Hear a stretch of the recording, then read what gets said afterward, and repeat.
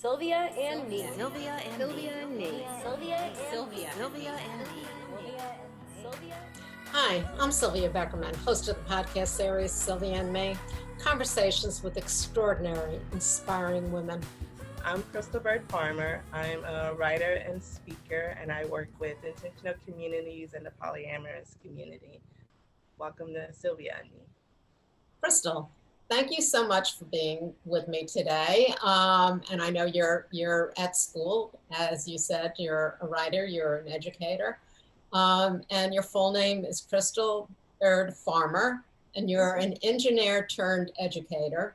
I'm going to read this, an organizer and speaker who focuses on co-housing Black and polyamorous communities.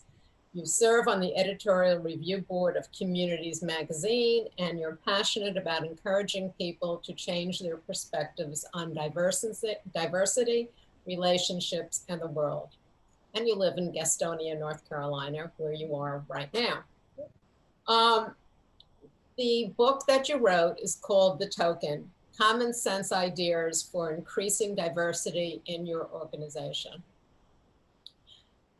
Sounds very complex. Yeah. It's, I'll read some reviews about it in a little while. What I'd like to know is, can we go back to some of your background, where you grew up, and then, we'll go from there. Okay, yeah. So I grew up here in Gastonia, North Carolina. It's a medium-sized city outside of Charlotte. So I grew up in a majority Black and low-income community. So I'm a Black woman. I grew up with mostly surrounded by Black people until I got into middle school and high school. I went to public school and I went to University of South Carolina for college. I got 2 degrees, one in mechanical engineering and one in Russian studies.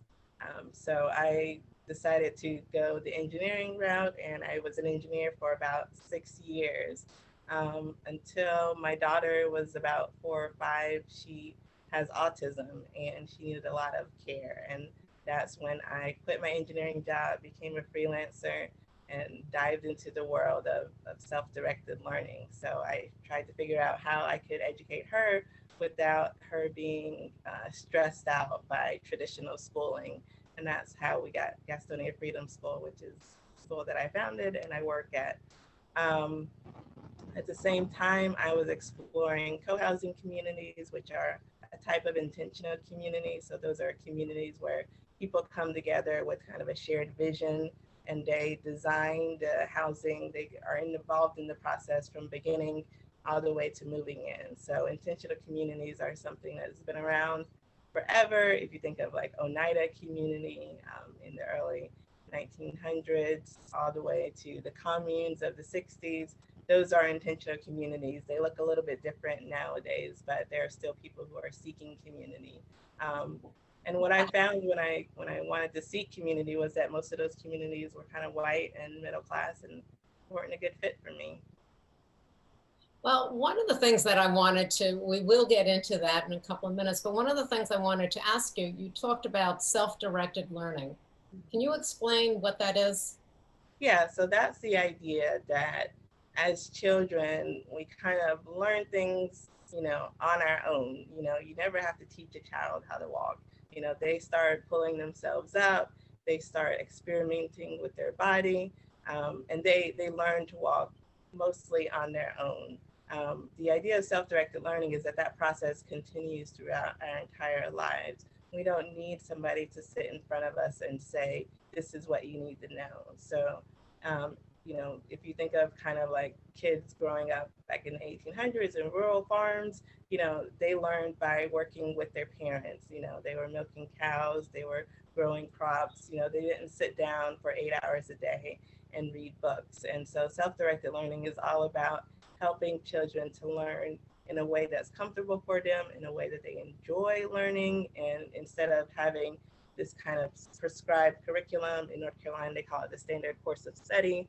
Instead of saying, okay, by the time you're 18, you need to know, when Columbus sailed the ocean blue, you need to be able to name all the presidents, you need to be able to describe what the cell of an organism looks like. Instead of doing that, we say, what are you interested in? What are things that are really cool to you? And then we give them the resources to figure that out, to learn what there is to learn about the world. So we have children here who are interested in carpets, they're interested in video games, they like watching SpongeBob, and they're getting what they need as an education without me saying, okay, you're failing in this part of your world because you haven't learned this yet. They're still learning, they're just learning in a way that is comfortable for them. Okay, so you mentioned before that, where you grew up, the school that you went to public school, and I believe in middle school or junior high, whatever we call it. In my day, it was junior high, and then high school. There was busing involved, and you wound up in, as you said, you grew up in a Black, low-income neighborhood. Yet the busing, where were the schools that you wound up going to that everyone thinks busing and yay? What were you all of a sudden brought into? Yeah, so I was bused across town, so maybe a 20-minute drive away from my home community, and I was in a majority white school with majority white teachers, a lot of middle class kids. There were still some lower income white and Black kids, just because that's what the demographic of Gastonia is. But since I was kind of testing in the academically advanced area, I was in classrooms where I was the only Black kid, or there was one or two of us, and most of the people around me had more income, were used to going out to eat. They had clothes that weren't from the thrift store, so their experiences of the world were a lot different than my experience of the world. And I had to figure out, what do I do to make sure that I'm, in middle school is awful as far as like socially. So, how do I make friends? What do I do, with these people? A lot of times we experience kids not wanting to come to my house because, it was on the bad side of town. And I had never realized that until I got into middle school. So how did that affect what you wound up doing in life? How did that kind of mold what you were doing now? Yeah, so, for whatever reason, I was really attuned to the differences. And even though I enjoyed being in school, I loved the academic parts of it, I was always aware of how different everything was, of how I wasn't fitting in, of the changes that I needed to make. And I was pretty critical. One of my high school papers was criticizing the standardized testing system of school. So, I was pretty critical. You there. Yeah, of the way that school is done. And so even though I enjoyed the experience of school, I was looking for ways that we could be different, things that we could do differently. I had always decided, but once I get out of college, I'm going to run for school board, and then I'll make some changes. But what actually happened is I had my daughter, and as soon as I thought about putting her into traditional school, I was like, no, I'm never going to make her go through what I had to go through, especially now knowing that she had some differences that affected the way that she learned. Okay, so now we're going to we have some background on you, and I'd like to, read a review of the book that you just wrote, The Token. And this is what it said.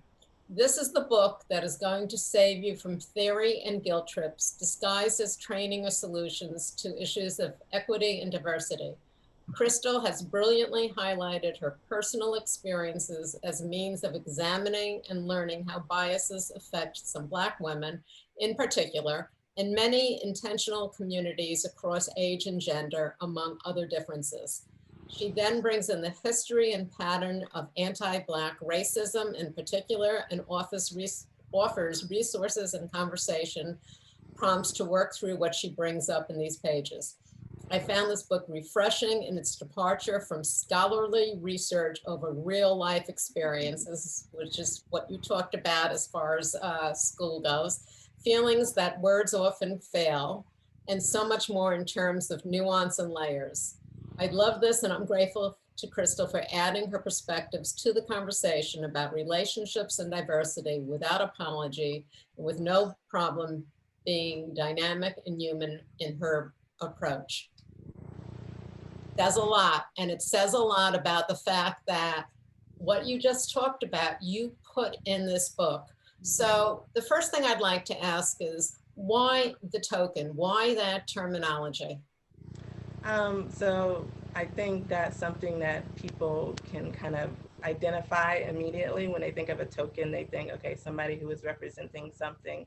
And so I've often found that, you know, when I'm in organizations or part of communities, that I'm sometimes looked at as the token. You know, I'm supposed to explain my experience as a Black woman. I'm supposed to help bring in other people that look like me. So I decided, instead of having people unwittingly, you know, offend people by calling them a token, I want people to think of me as their token, to go to me for answers, you know, to read my book and get all those questions out before they turn to the people in their community who are already, you know, kind of marginalized. And instead of calling them tokens, call me a token.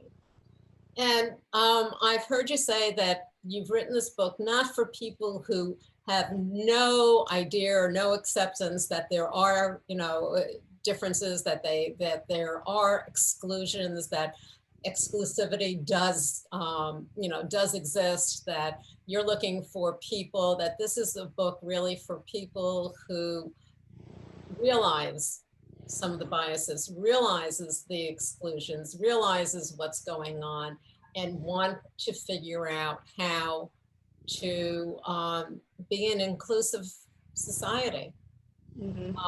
So I know there are three specific words that you talk about: bias, privilege, and microaggression.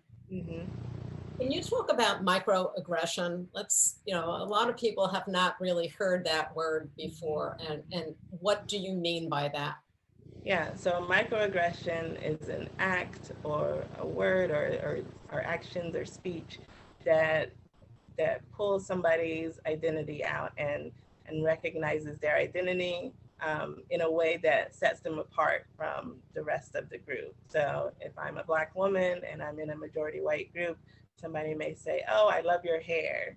And, you know, if I know that person, yeah, they might think that my hair is different today. And so they might be saying that they love it. But if I'm the only Black person and I've never met them, they're thinking, "Oh, my hair is different from them. They've never seen hair like this." And so now they're pointing me out as somebody different. And what that does is it creates a sense of otherness. It makes you the other. And instead of me feeling included and welcome, I feel like, oh, now you want something from me. Now you're looking at me as something to educate you or to please you, you know, to show that, oh wow, you're different, you're special. So it happens a lot in the disability community. If somebody's using a wheelchair or they're missing a limb, you know, the first thing somebody will ask is like, oh, you know, did you have an injury or what happened? And, you know, if somebody's showing up to a community meeting, they're not showing up to talk about themselves, talk about their injury. They're here to be a part of the community. And so unless your group is focused around that particular thing, it's not appropriate to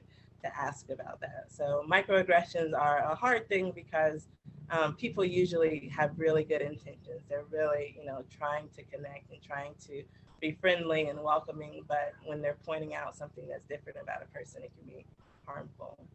So okay, I get what you're talking about.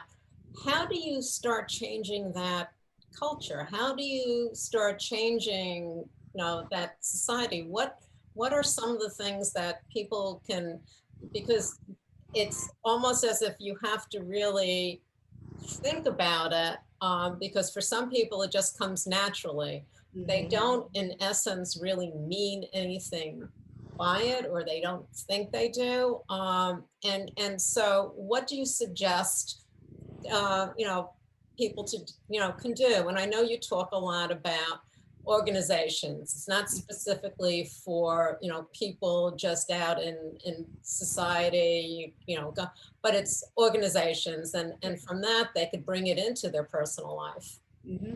Yeah, I wrote this book for people who are leaders of groups, and it can be anything from a co-housing community to a knitting group. But it's really for people who are interested in making their organization more inclusive, because there's specific work that needs to be done in that area. But also, if you're in your normal life and you start interacting with people who are different, then these are good things to remember too. So what you can do is you have to make a lot of that unconscious stuff more conscious. So, if you are white, if you're middle class, if you're American, then you have certain ways of being and doing things that you're just kind of used to. And there are people who aren't those things and they have a different experience of the world. So assuming that your experience is always going to apply to other people's experiences is kind of wrong. So it's just a way of being more aware that people have these experiences. And you do that by researching, by listening to people like me talk about ways that they have different experiences of the world. And so I'm trying to think of an example. Like one thing that I encounter a lot is when we're in meetings or when we're having conversations with people. For instance, over Thanksgiving, I was with my some family members, and a lot of Black families are really loud, and they're just like happy and they're just yelling at each other. And if I translate them and I put them into a white family, that white family might be thinking, oh my God, they're mad at each other. There's something going on. There's trouble, and that's just two different experiences of the world and ways of relating. So it's important for the white family to realize, okay, they're not mad. They're just relating to each other in a different way, and it involves loudness. And it's okay for them to say, hey, can you quiet it down? But it's also okay for them to be like, well, that's the way they are, and maybe we're just gonna do our thing the way that we do it. Okay, so there are different cultures there, and what we don't want to lose is our, just traditions, our, who we are as far as the culture goes. But you talk about, inclusivity. So how do you do that without losing your own culture, in trying to mix everything, where you're being inclusive, but you're not losing your part of your culture. So you're aware that differences do exist, whether no matter what, whether you're, you're Black, you're white, you're a single mom, you're Italian, you're Jewish. If I don't name everything, someone's going to say something. So Right. I'll stop right here. But what I'm trying to bring out is, how do you meld this together so that you're really being inclusive, but you're also acknowledging that you're being respectful to other people's culture or upbringing? Yeah, I think it's really important to do some reflection about what is your own culture and what do you value about that culture. So I've heard a lot of people say to me, I've never thought about myself as white, or, white people have no culture. And I don't think that's true. So I think you kind of have to think, what does my family do, at gatherings, or what are ways that I like interacting with the world? Who do I talk to?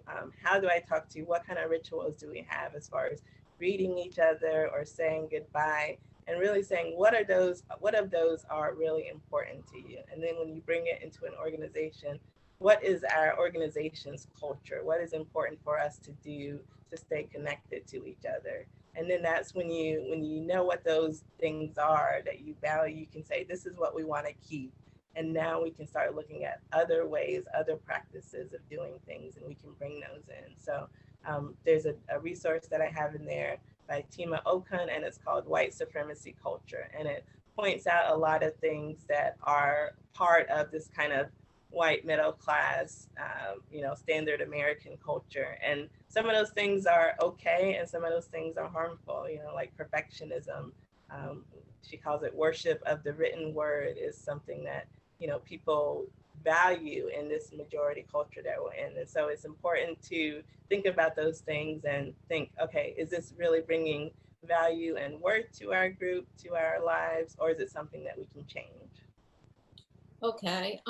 One thing that I'd like to clarify, because you did use the terminology, you said white supremacy, whereas in today's world right now, that means something something violent, something dangerous, and it's been it's been associated with that. So can you kind of define what you're talking about? Because I know that's not what you're talking about. Yeah, so when Oken used the word white supremacy, she was talking about the way that our culture is set up to benefit people who are white. And this is not something that we've done intentionally. This is something that started in the 1500s and 1600s and has evolved through what we think of as Western culture. And that idea is that whatever white people do and honor is the best. And that plays out in different ways in our culture. So, like I mentioned, the written word, so as Americans, we're very big on having formal written agreements. If something is documented, then then it has value, whereas opposed to there may be some other cultures that aren't Western cultures that are more about storytelling, that are more about oral traditions. And that is all, it's not that people who like the written word are white supremacists. It's just that their culture is valuing things that are made by white people more than things that are made by other people. Okay, and when you talk about other people, one of the things is that you're not just talking about inclusivity in the Black community. You're talking about the gay rights and people with disabilities, and there's so many others. So one of the things that you do talk about is in organizations, where does an organization start to, what is the starting point? I know you talked about meeting space, office space, how sitting around a table. So in a leader of an organization thinking about all of these different things, what would you say are the most important things for them to think about, to take into account? Well, first, I think they have to identify what kind of diversity they want. And that may seem kind of crass, but in reality, if you're in Connecticut, I'm in North Carolina, there's a different proportion of Black people, in those areas. So you have to think about, if we want more ethnic diversity, what kind of ethnic diversity is already out there in the local community. If you want people with disabilities, there's going to be different ways that disability is expressed. So you have to think about, if I want more people who are autistic, the changes that I need to make are going to be a lot different than people who are wheelchair users. So you have to think about, what diversity do we want? And then you have to think about, what do those specific groups of people need? So in the book, I talk about, you mentioned sitting at a table. So, some people with disabilities, maybe arthritis or something like that, sitting at a table might be easier for them than sitting on the floor and having to get up and get off of the floor. If you're talking about people with sensory sensitivities, having a room filled with incense might be completely distracting and harmful for them to even participate in. So those are things that you have to think about specifically about that type of person. So once you know what kind of diversity you're looking for, then you have to actually educate yourself about what those people go through. And in the book, I say, you do not go to the one person in your group who has that identity and ask them. You ask people like me, you go on the internet, you buy books, you look for resources for people who are trained and people who are educators who are willing to give this information, instead of asking people to do labor without their consent, really. Well, it's also, you know, if you go and ask that one person, it's like you're asking that token person instead of, and it's only their, you know, their perception, what they think, instead of, if you're looking to bring in more people, there might be, as you said, there might be a broader, you know, want and need, instead of just looking at that one particular person and asking them Yeah. what it is. Because again, you're only including that one person instead of looking to expand and include more people. The other thing, the other two words you used are bias and privilege. Can you just quickly, you know, talk a little bit about those two words? Yeah, so privilege is something that's related to our identity. So my identity is Black woman, bisexual, autistic.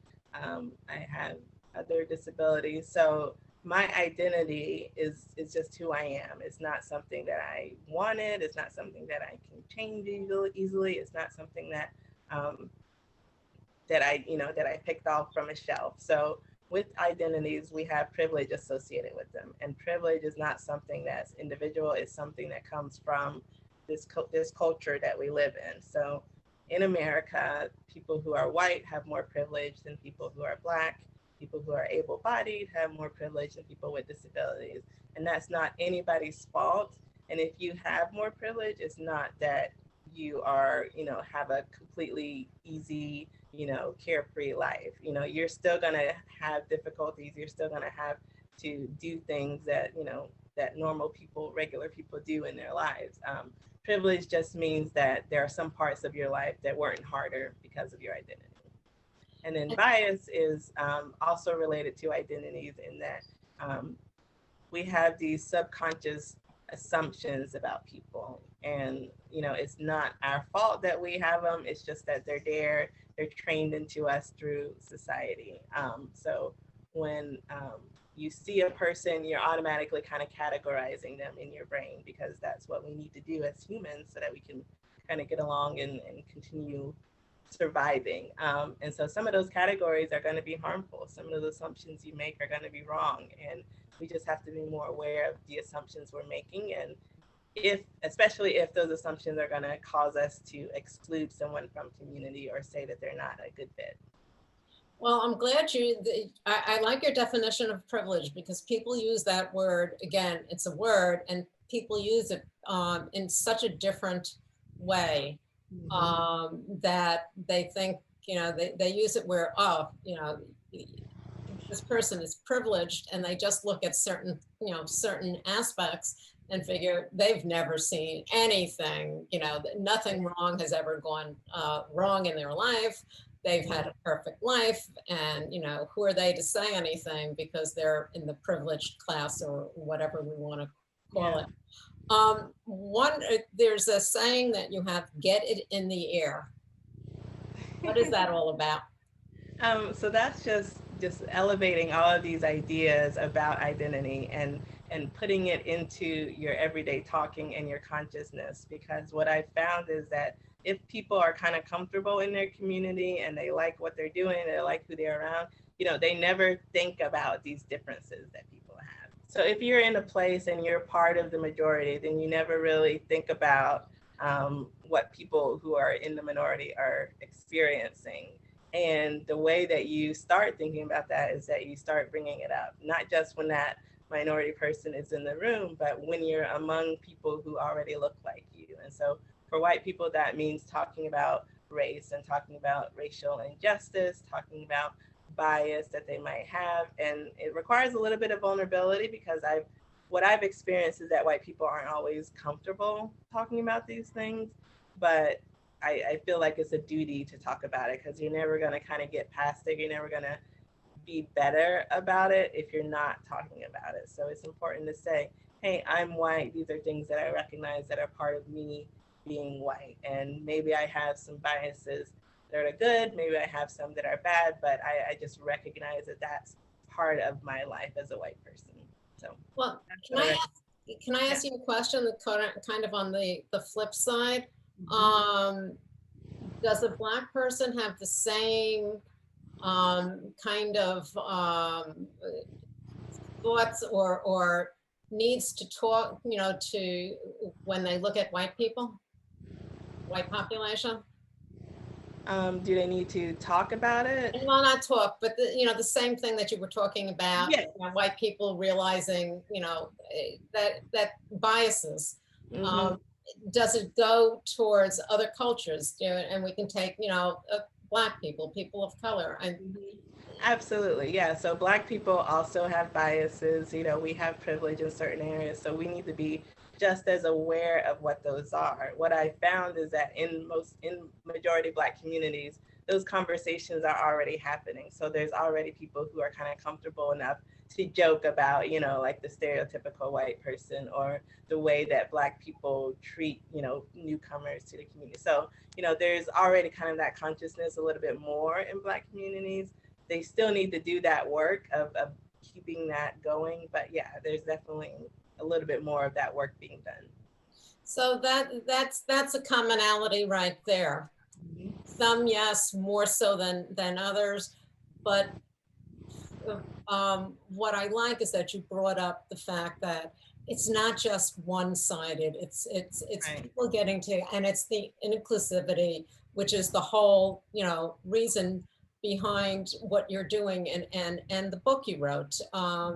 Because if it's not done from all sides, from Black, white, brown, all different cultures, disabled, gay, if it's not really, I mean, there's a lot of work to be done. There's Yeah. a lot of, but it's a start. And, Mhm. we always have to start someplace. This didn't happen overnight, and the fix is not going to happen overnight. But if we start, and I think conversations like this, educators like you, are what's helping and will help, so that maybe the next generation won't have a lot of the, or there'll be less on the bias and the all the rest and the prejudice and so on.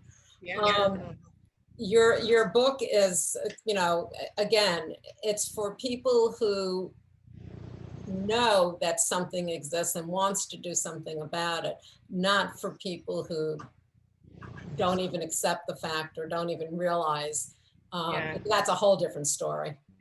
Yeah. I did not write a book to explain racism to people, so that's something that somebody else has to do. Okay, and I wanted to ask, the school, you said you founded it, the Gastonia Freedom School.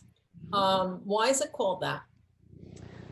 Because we're self-directed learning, the key to that is freedom, the freedom to choose the way that you learn, choose what you learn and how you learn. And so we wanted to have freedom in the title just as a way to show that freedom. And it also kind of harkens back to the civil rights movement. They had Freedom Summer, and they had these schools where they were teaching people how to be activists. So we're not a school that teaches directly how to be activists, but we're showing these kids that they have agency, that they have a voice, and we're helping them to use that voice, even at a young age. Okay. Again, the book is The Token: Common Sense Ideas for Increasing Diversity in Your Organization. Can you tell us where people can find out more information about you and the book? So I have a website, crystalbyrdfarmer.com, and I will spell it. It's CrystalByrdFarmer.com. That's where you can find the link to the book. The book is available on Amazon and at bookstores everywhere. I'm on Facebook and Twitter at Crystal Byrd Farmer. And yeah. Okay. Crystal, I think what you're doing is really, it's not just that it's timely and necessary, but bravo. The book is a wonderful resource, and it's something that opens people's eyes, and it does it in a way as that reviewer said, it's not just scholarly research, which, that's a textbook. This is better than a textbook. So Crystal, I thank you for taking the time. All the best, stay safe, stay healthy, and all good. Thank you so much. Thank you. You can find us on all of your popular podcast platforms, and of course our website, sylviame.com. Stay safe, stay healthy, and stay tuned.